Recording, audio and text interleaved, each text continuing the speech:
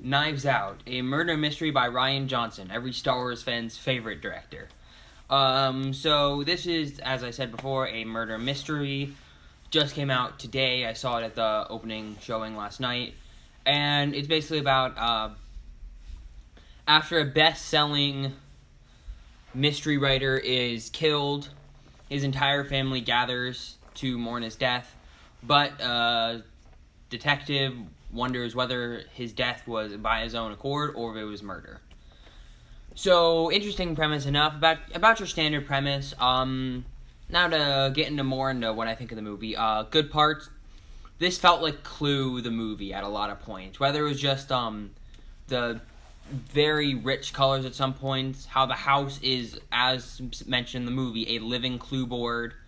Speaking of the cast, the entire cast does a great job. Standouts, Daniel Craig and Chris Evans just seem like they're having so much fun making this movie.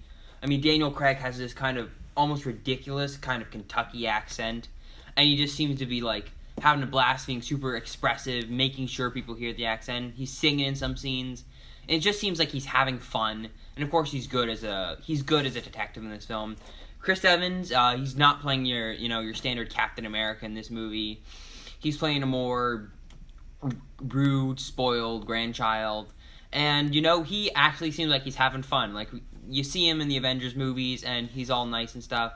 But in here, he just seems to be having a blast playing this kind of rude character. Of course, he's mean at times. You do kind of dislike him at times. But then, it's hard to dislike him at other points, because he's just having so much fun. Like, watching everybody kind of, be mad at each other. That's hard to dislike him. So they're both stand out. The actress playing the caretaker, I feel like the caretaker was more of the main character than anyone else. I mean, she's not in a lot of the marketing. She's not very, pushed in the marketing. But she does seem to be the main actor. She's not top billed in any way. She's not the main person focused on. But I feel like she has the most screen time. The story is most focused on the caretaker. And the rest of the cast, not as memorable as the rest.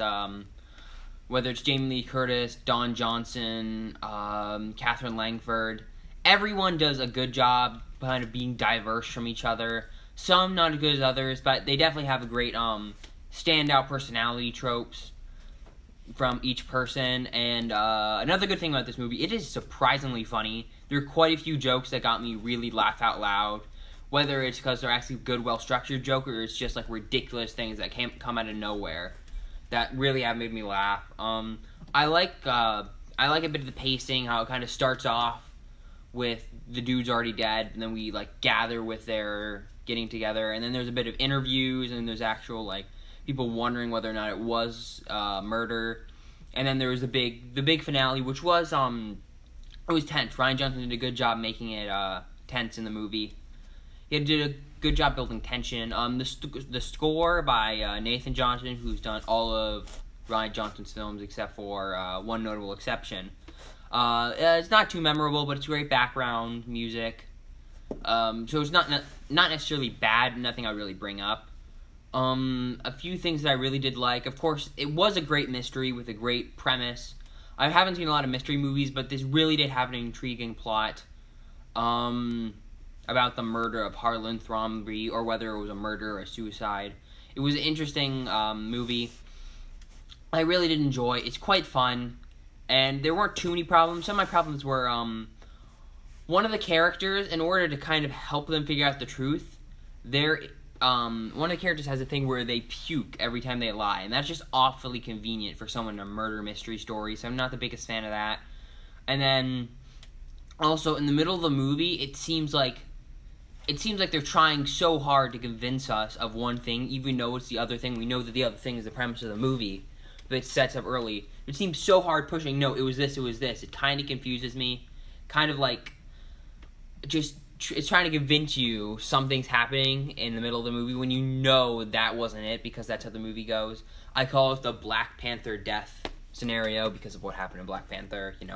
He didn't die, but the movie was like, oh, wait, no, he's dead. But he wasn't, so that's kind of how I'm going to refer it to. And then another big problem, I did like how the movie ended out, how everything was solved.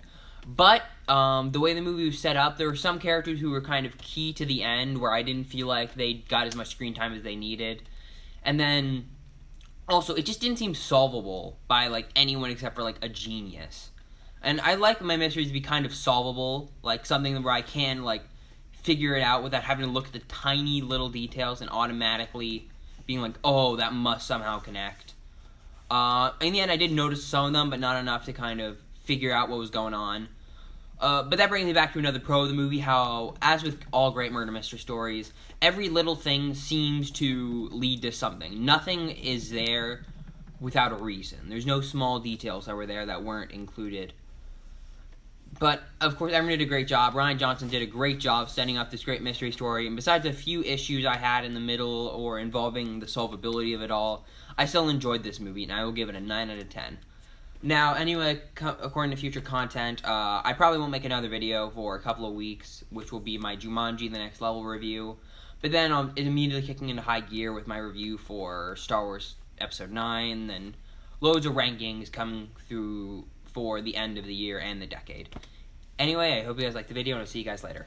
Bye.